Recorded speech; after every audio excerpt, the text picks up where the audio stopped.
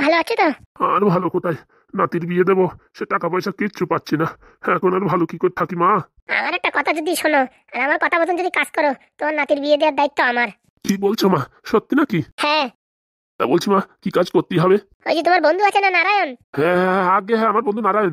আপনি কি করে জানলেন? ও সব জানতে পারিছি। তোমার ফেসবুক ফ্রেন্ড না নারায়ণ? হ্যাঁ, আগে রানিমা। এই বয়সেও ফেসবুক চালাও? আসলে কি ওই ফেসবুকে আগে আমরা লুডো খেলতাম, কয়টা বন্ধু মিলে, সেখান থেকেই অভ্যাস হয়ে গেছে। তাই একটু ওই মাঝে মাঝে একটু নাড়াচাড়া করি। ভালো ভালো। তা মা, আমার কি করতে হবে? শোনো, তুমি বলবা তোমার বাড়িতে ভীষণ অসুবিধা, তুমি নারায়ণের বাড়ি যায় কয়দিন থাকবা। সেটা তো আর হবে না মনে হচ্ছে। কেন হবে না? নারায়ণ তো এখন একা থাকে না না, ওর বাড়ি নাকি ওই যে ওর পাতানো ভাগ্নে ভাগ্নে কিনে ফেলাইছে। এখন তাদের সঙ্গে মিশে ফিশে থাকে ওই নারায়ণ। ওখানেই তো ক্যালমা। মানে ম্যাডাম, বুঝলাম না। ওই যে যাদের সঙ্গে থাকে ফুটো, হাগু, ঢ্যাবনা, পাদু, বুঝতে পারিস? হ্যাঁ হ্যাঁ হ্যাঁ, ওই রকমই নাম। আপনি কি করে জানলেন? ওদের বাড়ি আমাদের 2 কোটি টাকা আছে। আমার স্বামী আর আমার এই স্বামীর একটা আছে অ্যাসিস্ট্যান্ট, এরা মিলে ওদের বাড়ি 2 কোটি টাকা রাখিছে। ওই টাকাটার খবরটা লাগাতে হবে তোমার। তুমি যদি খবর লাগাবা আর আমার খবর দেবা, বাস তোমার নাতির বিয়ে আমি করে দেবো। তোমার আর কিচ্ছু করার দরকার নেই। বলছি মা, এটা নেমোখারামি হয়ে যাবে না?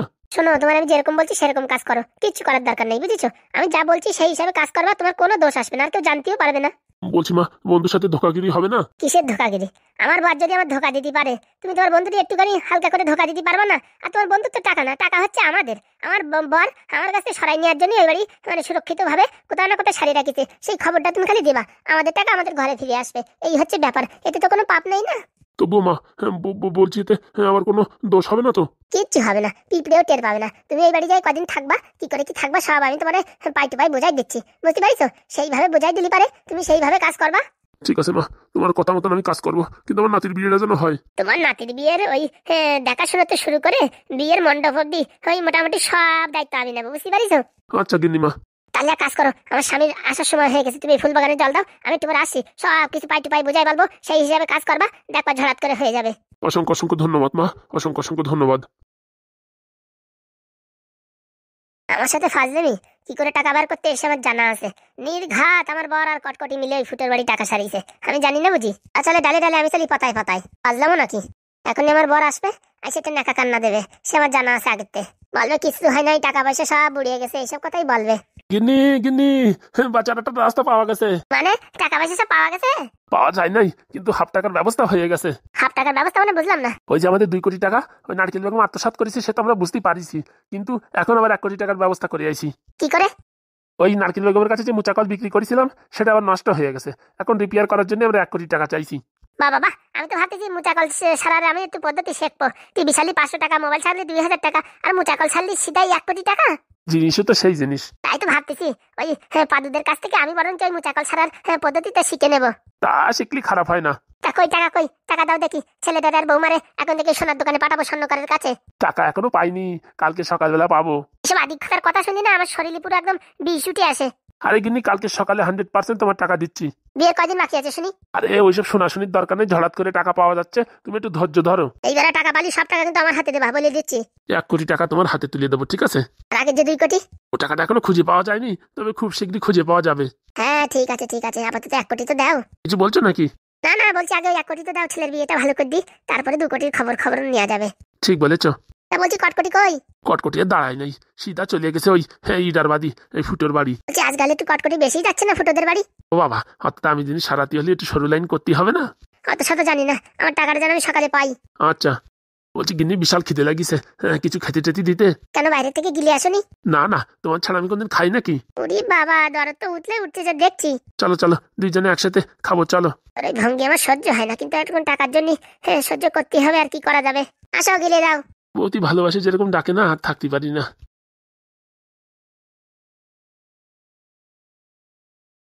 কি হয়েছে বাবা, কাজ সব হয়ে গেছে?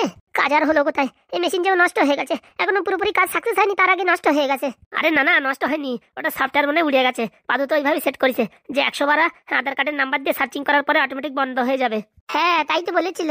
হ্যাঁ আমি তো জানতাম, কিন্তু এখন এই মুহূর্তে নষ্ট হয়ে গেলে আমার কাজটা যে সাকসেসফুল হচ্ছে না। তা ও তো বাবা আমরা ঠিক করতে পারবো না, ওর জন্যই তো পাদুর দরকার, আর পাদুর তো এখন পরীক্ষা, এখন তো পাদু আসতে পারছে না। হ্যাঁ বাবা, পাদু তো এখন আসতে পারবে না, মোটামুটি 5-7 দিন সময় লাগবে। বলছি আমি যদি পাদুর কাছে যেতাম, কিন্তু পাদুর কাছে যন্ত্রপাতি আছে কিনা কে জানে। একবার ফোন করে শোনো না, শোনো না ফুটোদা, দাঁড়া আমি ফোন করছি। হ্যালো, কে বলছেন? এই কে রে, লাল নাকি তুই? আপনি কে বলছেন? এই আমি তোদের এই ফুটো কাকা বলছি। ও কাকা ভালো আছো তো? বলছি পাদুর ফোন তোর কাছে? এই সামনে পরীক্ষা তো, তাই ফোনটা দিই নাই। ফোনটা আমি আর এই নাদন ভাই রেখে দিছি, কারণ কি এই ফোন থাকলে বারে এদিকটা ওদিকটা টুংটাং করে মেসেজ আসে, ফোন আসে, পড়াশোনার ডিস্টার্ব হয়। এর জন্য আমরা এই ফোনটা কায়দা কলম করে আমাদের কাছে রেখে দিছি। বলছি পাদুর পরীক্ষা কবে? এই তো কালকে। পাদুর কাছে একটু ফোনটা দিয়ে যাবে? এখন কোনো ফোন দেওয়ারই হবে না, তুমি এক কাজ করো, রাত্রি 7:45 ফোন করো, তখন ওই 15 মিনিটের ব্রেক হয়, তখন ফোনটা দিতে পারি। এই আমি তোদের ফুটো কাকা, বুঝতে পারিস? আমার সাথে পাঙ্গা নিচ্ছিস? ফুটো কাকা হোক আর যে কাকা হোক, এখন মোটামুটি ওই ফোন দেওয়া যাবে না। আমার ভাইপোর সাথে কথা বলতে দিবি না। এবার বিশাল জোর তোর পরীক্ষা, এই সময় কোনো ডিস্টার্ব হবে না, বুঝতে পারিস? আমি আর নাদন ভাই আছি পাড়ায়, কোনো রকম ফাজলামিতি চলবে না। আমার কথা বলো না। আরে অল্প একটুখানি কথা বলবো, দে না। আরে যা বলার আমারে বলো। বলছি কি, ওই যে সেই মুচা কলটা পাদু ঠিক করে দিছিল, সেই মুচা কলটা আমার নষ্ট হয়ে গেছে। মানে ওই নাম্বার টিপলে দেখাচ্ছে না, তো ওই জিনিসটা একটু ঠিক করতে হবে। তা কি দেখি করা যায়? ওই এখন এসব কাজ হবে না, 34 বৈশাখ মাসে দেখা করো। আরে এখনই দরকার। বলছি এই পাদুর কাছে তো 5-10 মিনিট সময়, মানে অনেক সময়, 5-10 মিনিটের ভিতরে ঠিক করে দেবে, একটু বল না। এখন পাদুদা বাড়ি যেতে পারবে না। না না, পাদুর আসার দরকার নেই, হ্যাঁ আমি চলে যাচ্ছি খিদিরপুরি। বলছি কটকটেই আসবে না খিদিরপুরি, তোদের আর মানে আসার টাসার দরকার নেই। ওখান যাবে, চড়াত করে ঠিক করে দেবে, চলে আসবে। ও বিশাল বিপদের ভিতরে আছে। দাঁড়াও, আমি একটু পাদুদার সাথে কথা বলছি, তুমি ততক্ষণ লাইনই থাকো। আপনি যে নাম্বারে ফোন করেছেন সেটি এখন আপনাকে হোল্ড করে রেখেছে, কিছু সময় অপেক্ষা করুন, বা অনুগ্রহ করে কিছু সময় পরে আবার চেষ্টা করুন। কত বড় ফাজলামি হাগুদা, দেখিস? আমার ফোন হোল্ড করে দিয়েছে। ওইসব যেসব সেসব সিকিউরিটি গার্ড নাকি? হ্যাঁ, ঠেলা আছে।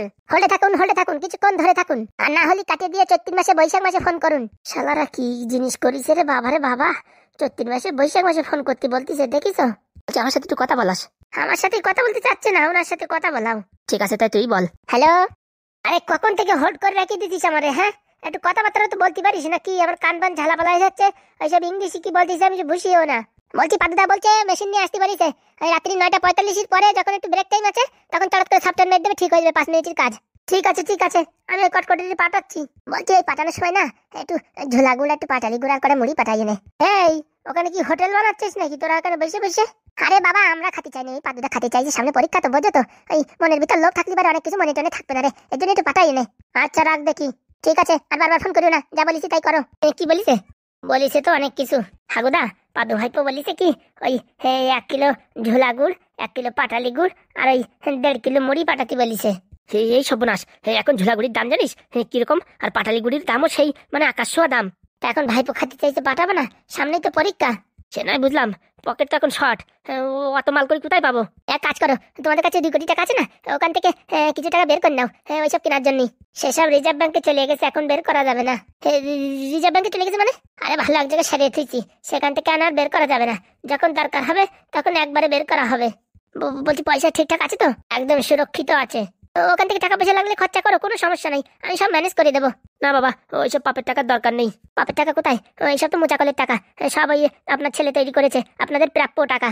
ও প্রাপ্য ফেরাপ্যর দরকার নেই, আমরা কষ্ট করে টাকা ইনকাম করবো, ওইসব ওই হাবিজাবি টাকা আমাদের দরকার নেই। বলছি কি, তাহলে আমি ওই এমএলএ বাবুর কাছ থেকে কিছু টাকা চেয়ে নিয়ে আসি, ওই দিয়ে ঝোলা গুড় আর এই পাটালি গুড় এইসব কিনে নেবেন। মাথা খারাপ, আমার ছেলে না খেয়ে থাকবে তাও ভালো, ওই শয়তানদের টাকা দিয়ে কিচ্ছু কিনবো না। একদম, তুমি বলে তোমার কিচ্ছু বললাম না, অন্য কেউ হলি এমন একটা খিস্তি মারতাম না, কানের পর্দা ফাটিয়ে যেত। ঠিক আছে, তাহলে কি করে কি ব্যবস্থা করবেন? ও আমরা ধার দেনা করে জাম্বাই হোক পাটালি গুড়ার ওই মুড়ি টুড়ির ব্যবস্থা করবানি। তুমি 4টের সময় আসো, বুঝছো? 4টের সময় এসে তুমি ওই ব্যাগপত্র সব নিয়ে দিয়ে যাও, আর তোমার ওই 9:45 রাতে ঠিক করে দেবে, সকালে তুমি ট্রেন ধরে চলে আসো, ঠিক আছে? আচ্ছা, অনেক অনেক ধন্যবাদ। পাদু অন্য কেউ হলে কাজ করতো না, শুধুমাত্র তোমার কথার জন্যই, তোমার জন্যই ওই জিনিসটা ঠিক করে দিচ্ছে, নয়তো পরীক্ষার সময় কোনো এন্ট্রি নাই। আর ওই নেদন আর ওই লাল ব্যাটারি এমন ভাবে সিকিউরিটি গার্ড দিয়েছে, মশাও ঢুকতে পারবে না। এমন হতে পারে কেন রাত ভরে তোমার ওই বারান্দায় টাইম পাস করতে হয়। ও কোনো সমস্যা নেই, দরকার হয় আমি রাস্তার পর শুয়ে থাকবো, কোনো চাপ নেই, নয়তো রেল স্টেশনে এসে বসে থাকবো, ফার্স্ট ট্রেন ধরে চলে আসবো। না না, ওখানে বারান্দার জায়গা আছে, ওখানে মোটামুটি একটু রাত ভরে অ্যাডজাস্ট করে নিও, ঠিক আছে? আচ্ছা। বলছি ওই আর এক দাদা দেখছি না যে, ও ধ্যাবনা শ্বশুর বাড়ি গেছে, বৌরি আন্টি গেছে। ঠিক আছে, তাহলে আমি একটু বাড়ি থেকে ঘোরাঘুরি করে একবারে 4টের সময় ট্রেন ধরে চলে যাবো। আচ্ছা, যাক, মোচাকলটা ঠিক হলে পারে, এইবারে এমএলএরও টাইট, নারকেল বেগমও টাইট, কিছু বড় অঙ্ক না হলে পারে ওদের মাথা ঠাসা যাচ্ছে না। বলছি তুমি এরকম মুখ ভ্যাকচা করে আছো কেন? ভাবছি ভগবান কপালে কি সুখ দিয়েছে, ছেলেটা একটু গুড়মুড়ি খাতে চাইছে, তাই ফাটাতে পারতেছি না, এরকম অবস্থা সংসারের। আরে চাপ নিও না, ভগবান তো আমাদের 56 ফাড়ি টাকা দিয়েছে, ওই তোমার 1 কোটি ব্যাংকে আছে, এই পাইকেনার ভিতরে 2 কোটি, বুঝতে পারিস?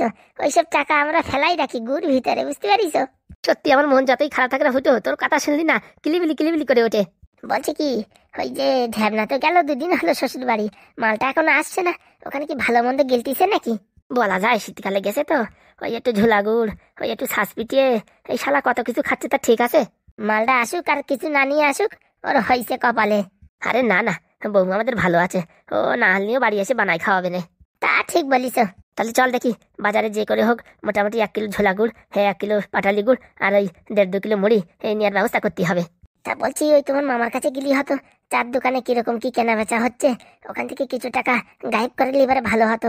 আর লোকের দ্বারা এত ধার চেয়ে পারা যায় না। ঠিক বলিস, আমিও তাই ভাবিছি মামার কাছে যাব, মামার কাছে গিয়ে টাকা পয়সার কিছু ব্যবস্থা করব। চলো, দেরি করে লাভ কি, তাড়াতাড়ি চলো। ঘরের একটা তালা কিনতে হবে, বুঝতে পারিস, মাল ম্যাটেরিয়াল অনেক আছে তো, এখন ভালো একটা তালা কিনতে হবে। মাল ম্যাটেরিয়াল এমন জায়গায় সারিছি, ও দরজা খোলা থাকলেও কেউ হাতও দেবে না। বলছি, এই টাকার কথা বারবার বলা যাবে না, দেয়ালেরও কান আছে, কি বলিস? হ্যাঁ, তুমি তো উঠো, আমি কি বলি নাকি? চল চল চল, তাড়াতাড়ি চল। বলছি ফুটো, তুই একটু বিয়ে করতিস, তোর শ্বশুর বাড়ি যাইয়ে আমরা একটু পিঠে মিটে খাতাম। ঘুরে আমার বলো কেন, তুমি করো না? বলছিস না, আমার ছেলের এখন বিয়ে দেওয়ার বয়স হয়ে গেছে, এখন আমি বিয়ে করলি মানাই? মত্তি মরণ সানাই এলা, মানে এদিক ঠেলা দিলাম ওদিক ঠেলা দিলাম, লাস্টে ফুটোর পাশে একটা নাতি মারলাম, সেই কেস, তাই তো? আরে না রে, হ্যাঁ তুই বিয়ে করলি, আমি তো জাতি পারতাম তোর শ্বশুর বাড়ি, ধ্যামনা শ্বশুর বাড়ি তো ডেলি যাওয়া যায় না। শোনো, এই ভালো আছি, ওই শ্বশুর শ্বশুর দরকার নাই, তুমি আমি সারা জীবন কান্দে কুন্দে এমনি চলে যাবো, ওই শ্বশুর বাড়ির দরকার নাই। তোমার আগের বউ দুটো কি কম জ্বালাইছে, সে কথা মনে করো। ওদের কথা বলিস না রে ভাই, ওদের কথা বললি মাথার রক্ত গরম হয়ে যায়। বলছি হাগুদা, মাথায় একটা বুদ্ধি আইছে। কি বুদ্ধি? ওই গ্রামের যে বাড়ি দেয়া, ওইটা তো ফেলান রইছে, ও মালটা বেচলিও তো কিছু টাকা বের হয়। উই শালা, আগে তো বলিস নি কেন?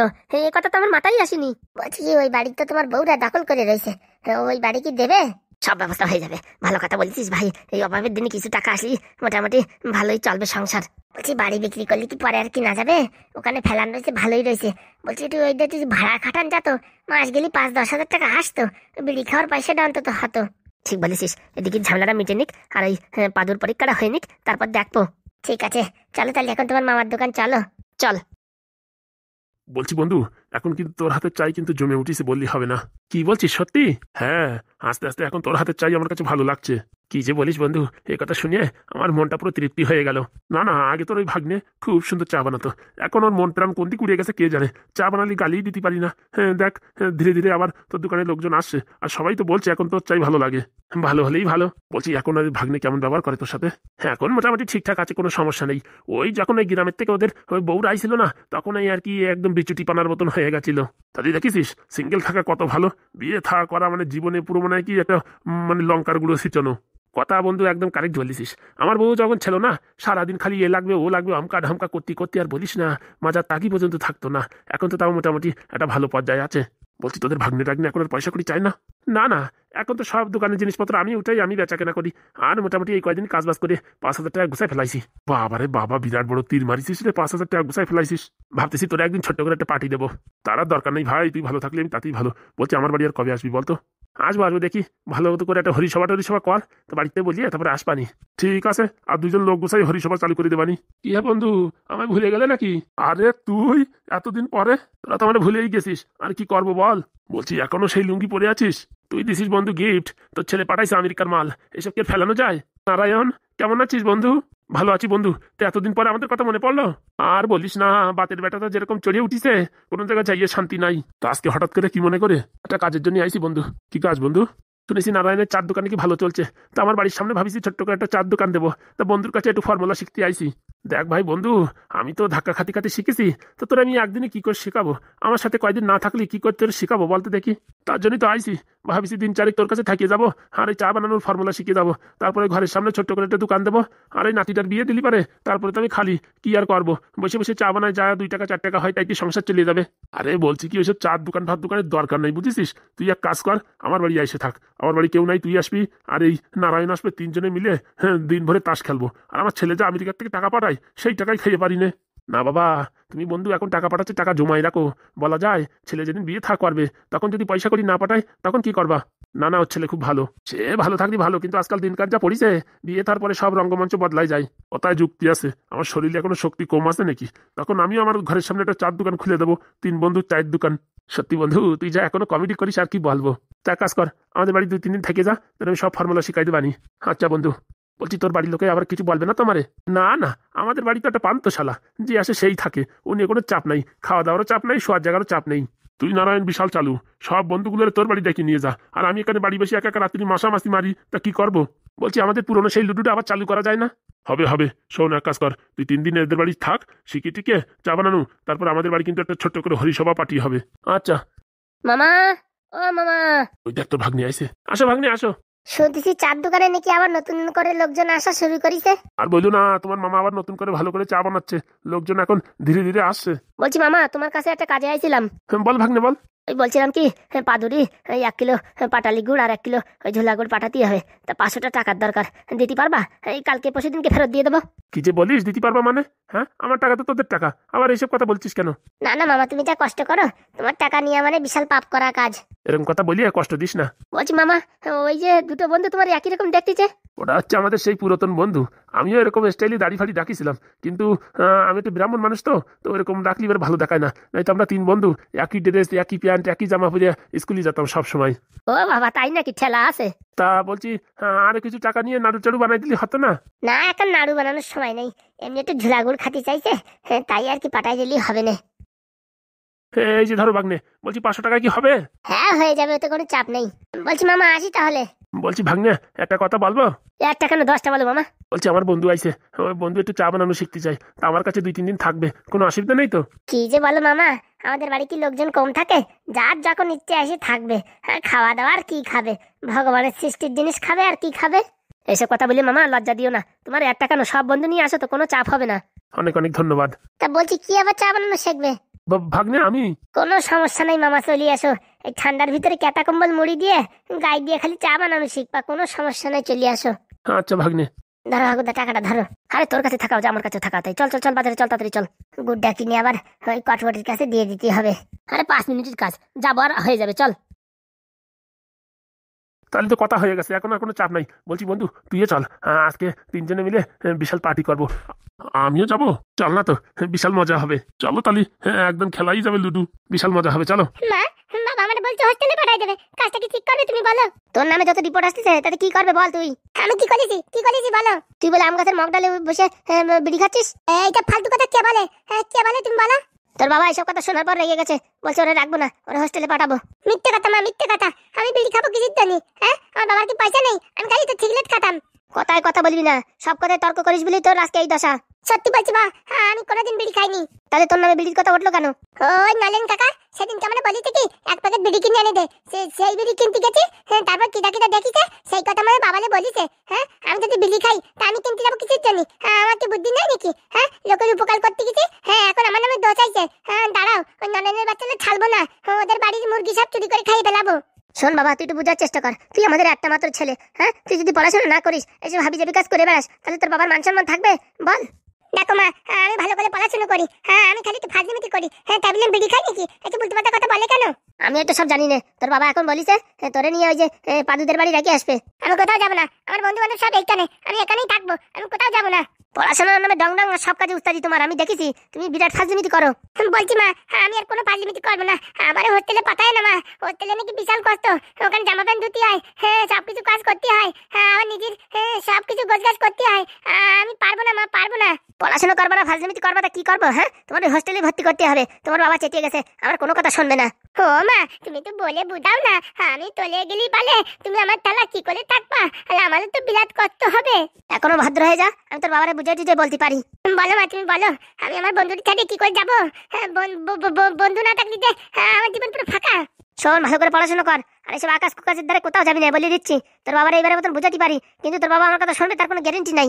বাবা বলছিল রবিবারের দিন না শনিবারের দিন কোথায় যেন যাবে, ওই তো ওই পাদুদের বাড়ি যাবে, ফুটো হাগুদের বাড়ি। আমরা ঘুরতে যাবো মা, আমরা ঘুরতে যাবো। অত নাফান নাফাইও না, বুঝিস? ওই জায়গা তোমার ফ্রি আসার বন্দোবস্ত করতে পারে, সে আমি দেখে নেবানি। বলছি কি মা, একটা জিন্স প্যান্ট কিনে দাও না, আমি হাফ প্যান্ট পরে যাবো না। কেন, ঘরে প্যান্ট রয়েছে না? না না, একটা জিন্স প্যান্ট কিনে দাও না, জিন্স প্যান্ট কিনে গেলে পারে ভালো দেখাবে না আমারে। ওইসব দিক দিয়ে জুত আছে, পড়াশোনা বাদ দিয়ে সব কাজে জুত আছে তোমার। বলছি মা, 500 টাকা দাও না মা, আমি তো ওই জামা প্যান্ট কিনবো। তোর বাবা আসবে তখন বিকেল নিয়ে যাবে, আমার একটা শাড়ি কিনে দেবে তাই বলিছে। আরে ধুস, তুমি বাবার সাথে যাতে চাও, বাবা হচ্ছে কিপটে, ওই যে দোকানে সস্তা মাল পাওয়া যায় সেই দোকানে নিয়ে যাবে আমাদের, দেখে রে। অত ঘন কথা বলিস না, বুঝছিস? এমনি মাথা যন্ত্রণা করতেছে আমার। ধান্দু বাম লাগাও, ধান্দু বাম। তুই আর মাথা খাস না, এখান থেকে পালা। যেরকম ছেলে সেরকম বাপ, দুজনেই আমার মাথা কপাল পুরো খাইয়ে ফেলালো। কি মজা, ঘুরতে যাবো। শালা এবার বিড়ি খালি পারে আম গাছের মাথায় খাওয়া যাবে না, কোন এক জায়গায় খাতি হবে। শালা পিড়ায় ধরা পড়িয়ে যাচ্ছিলাম। বিড়ি খাওয়াই যে শান্তি তে আর কে জানে রে বাবা। হ্যাঁ, আর ওই পাদুদের বাড়ি রাখে দিসলি, ওখানে বসে বিড়ি খাতি পারবো না। যে করে হোক আমার এই ক্যান্সেল করাতেই হবে, আমি এখানেই থাকবো। বন্ধুরা, কে কে বিড়ি খাইছো? আমার মতন ছোট ভাই আছে, নিচে একটু কমেন্ট করে জানাইও। আসল কথা বিড়ি খাতি চাই না, কিন্তু বিড়ি না খালি না ওই গ্যাস্ট্রিক হয়ে যায় পেটে, পায়খানা ক্লিয়ার হতে চায় না। বিড়ি তো খারাপ জিনিস না, আয়ুর্বেদিক জিনিস, কেমিক্যাল ছাড়া তৈরি। যে যাই বলুক, বিড়ি আমি ছাড়তে পারবো না।